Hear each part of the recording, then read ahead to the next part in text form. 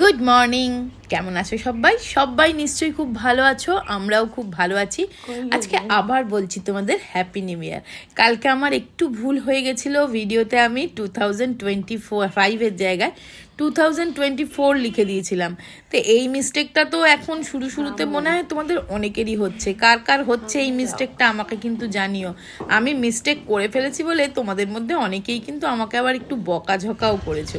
সে যাই হোক, বন্ধু হিসেবে তোমরা আমাকে ভুল ধরিয়ে দিতেই পারো, বাট আমি ওটা সত্যি গো ভুল করে 2025 লেখার বদলে ভিডিওতে 24 লিখে ফেলেছিলাম।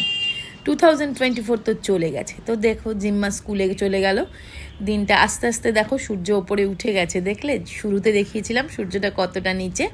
তো এখন 7:30 মতন বাজে, জিম্মাই মাত্র বেরিয়ে গেল। তো দিনটা শুরু করলাম তোমাদের সাথে নিয়ে। তো চলো দেখতে থাকো। আমি প্রত্যেক দিনের কাজ আগের দিন রাত্রেই ঠিক করে রাখি যে কাল আমি কী কী করবো। বিভিন্ন রকম কাজ, তার মধ্যে কিন্তু রান্নাবান্নার মেনুটাও থাকে যে কালকে কি রান্না করব, বা কালকে কোন কোন ভিডিও বানাবো, কি কি ভিডিও করব, কোন কোন প্রোডাক্টের কাজ করব, বা কোন কোম্পানির কাজটা আজকে করে দেবো। সব কিছু কিন্তু আমি আগের দিনে টু ডু লিস্টে লিখে রাখি। আজকে আমি রান্নার হিসেবে লিখে রেখেছিলাম একটু স্পেশাল আইটেম কিছু রান্না করব। তো তার চিকেন আমার আনাই ছিল। তো চলো, ফার্স্ট চিকেনটা আমি কিন্তু কালকে রাত্রে ম্যারিনেট করে রেখেছিলাম। তো সেই চিকেনটাই আমি আগে স্টার্ট করে দিচ্ছি, যেহেতু ম্যারিনেট করা আছে, ভাবনা চিন্তা কিচ্ছু নেই। চিকেন কষা করব, এটা আমি ভেবেই রেখেছিলাম। আর সাথে করব, জিম্মা চেয়েছিল খেতে ফ্রায়েড রাইস। আর ফ্রায়েড রাইস বানাবো বলে দেখো বের করেছি এই সুন্দর ক্যাসারোলটা। এটা হচ্ছে আগারো কোম্পানির কাস্ট আয়রনের ক্যাসারোল, ব্লু কালারের, দারুণ না দেখতে। এটার মধ্যে কিন্তু অনেকটা জিনিস বানানো যায়, চিকেনও বানানো যায় এটার মধ্যে। তা চিকেনটা যেহেতু আমি কড়াইতে বানাচ্ছি, তাই জন্য এটাতে আজকে ফ্রায়েড রাইসটা বানাবো।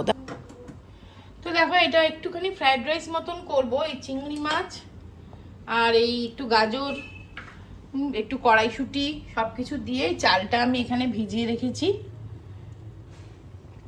আর এই করছি আমি এই কাস্ট আয়রন ক্যাসারোলটাতে, আগারোর কাস্ট আয়রন ক্যাসারোলটা দেখো যেমন দেখতে সুন্দর, তেমন মানে বেশ ডিপ মতন আছে, বেশ ছড়ানো মতন। তো ভাতটা করতে সুবিধা হবে, ফ্রাইড রাইসটা করতে।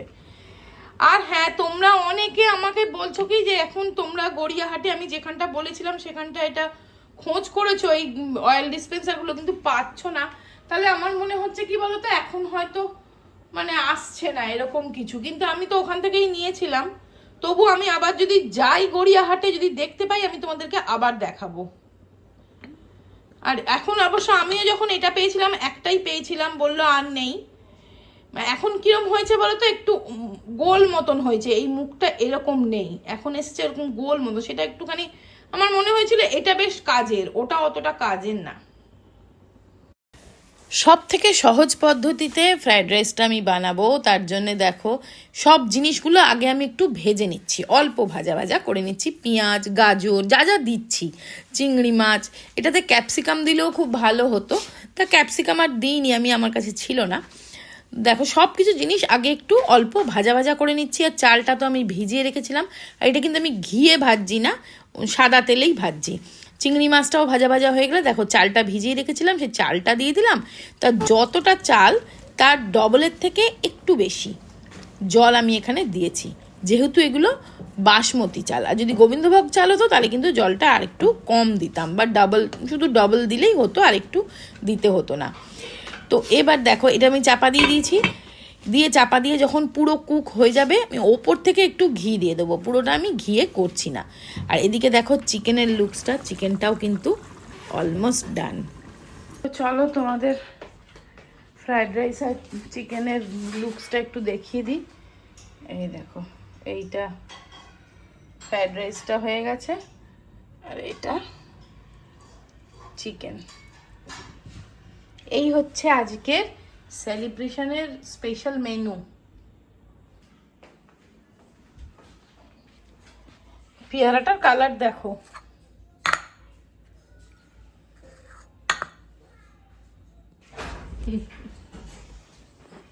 নুন দিতে হবে না। হাত পা ধো আগে, যা হাত পা ধো,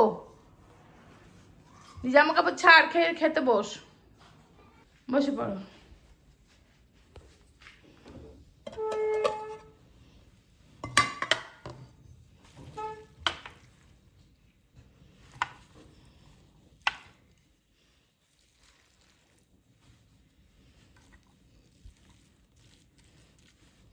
বাস বাস এই যে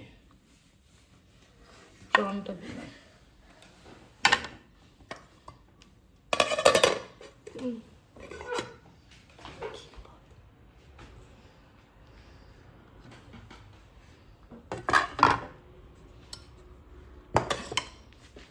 স্পুন দেবে? দেবো। কোন পিসটা দেবো বলে তোকে? এটা দেবো? ওহ, ওরা ওখানে দিলে তো খেতে ভালো লাগবে তো, কাইটা মেখে। এখানে দেবো?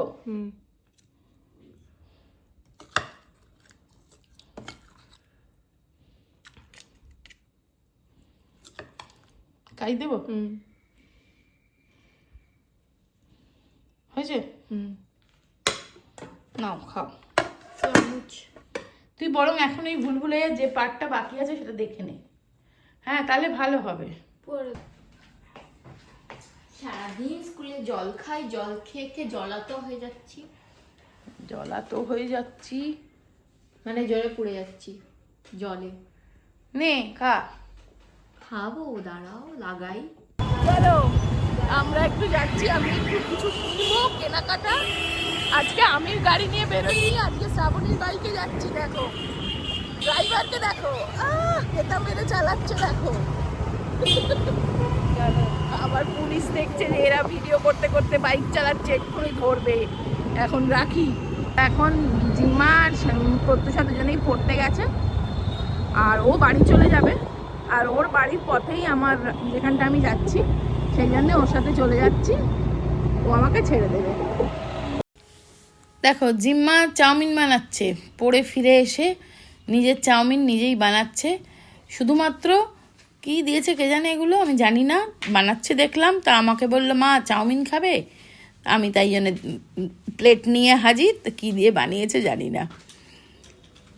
গুড মর্নিং, আজকে নেক্সট ডে মর্নিং, কালকে আর শ্যুট করতে পারিনি। তো দেখো এতক্ষণে একটু ভাত বসিয়েছি, আর করব পমফ্রেট মাছের ঝাল, আর করব শিম বাটা। তো শিমটা অল্প ভাপিয়ে রেখেছি, আর পালং শাকটা অল্প ভাপিয়ে আর বেটে নিয়েছি। তো চলো স্টার্ট করি। পালক পনির তোমরা যেভাবে করো আমিও ঠিক সেভাবেই করছি। ওই পালং শাকটা একটু ভাপিয়ে নিয়ে বেটে নিয়েছি, ব্যাস। আদা পেঁয়াজ রসুন বাটা দিয়ে ব্যাস। তো দেখো এই গাছটাকে এইখানে দিলাম, কিছুতেই এটাকে বাঁচাতে পারছি না গো। একটা করে পাতা নষ্ট হয়ে যাচ্ছে, আর তো পাতা বেরোচ্ছে না। সেই জন্য এইখানটা এনে রাখলাম, যদি একটু রোদ জল পেয়ে যদি একটুখানি ঠিক হয়। আর ওই জায়গায় এখানে যে গাছটা ছিল সেটা নিয়ে গেলাম। জানি এই দেখুন এইরমভাবে একটা করে পাতা শুকিয়ে যাচ্ছে। এটা কি করলে একটু ভালো হবে মনস্টেরা, একটু আমাকে যদি কেউ জানো একটু জানিও তো। এটা শুধু এরকম লম্বা হয়ে গেছে, মানে আর তো পাতা বেরোচ্ছেও না তেমন। দেখো ওপর থেকে আর একটাও পাতা বেরোচ্ছে না।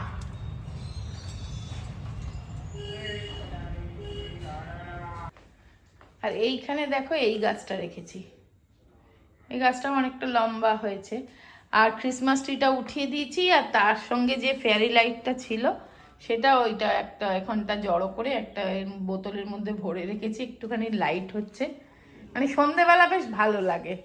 এই লাইটগুলো না জ্বললে, দাঁড়াও দেখাচ্ছি, এই যে এরকম লাগে, ভালো লাগে জায়গাটা।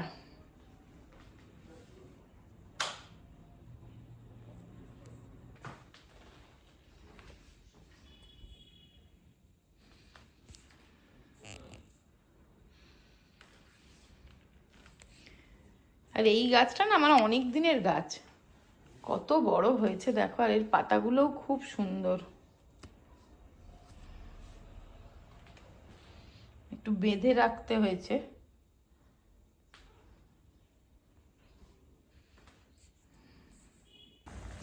আজকে হচ্ছে ফুলকপির পকোড়া, এই জন্য ফুলকপিটা একটু ভাপিয়ে নেওয়া হচ্ছে। ফুলকপিটা আর ভাপাবো না, হয়ে গেছে নরম। এবার একটু এটা ছেঁকে একটু নুন দিয়ে ভাপিয়ে নিচ্ছি। আর এখানে বেসন, চাল গুঁড়ি, এখন সব পদে কিন্তু ফুলকপি, ফুলকপির তরকারি, ফুলকপির রোস্ট, ফুলকপি আলু দিয়ে মাছ দিয়ে ঝোল, ফুলকপি আলু ভাজা, ফুলকপির পকোড়া। আজকে হচ্ছে ফুলকপির পকোড়া।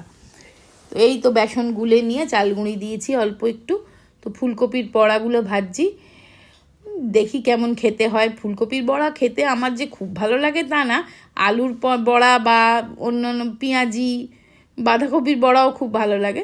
তা ফুলকপির বড়াটাও মনে হলো আজকে একটুখানি করি। তা গরম গরম ফুলকপির পকোড়া, দেখো ছোট ছোট করে ফুলকপিগুলো কেটেছি। অনেক সময় চপের দোকানে বিক্রি হয় দেখি ফুলকপির বড়া, আমি কোনোদিনও কিনে খাইনি। এত বড় বড় ফুলকপি কেটে সেই বড়া ভাজে। তা আমি এখানে একটু ছোট ছোট সাইজের ফুলকপি কেটে বড়া ভেজেছি। তা খেতে কিন্তু ভালোই হয়েছিল জানো তো, যেহেতু ছোট সাইজের করেছিলাম ওই জন্য খেতে বেশ ক্রিস্পি হয়েছিল, ভালো হয়েছিল।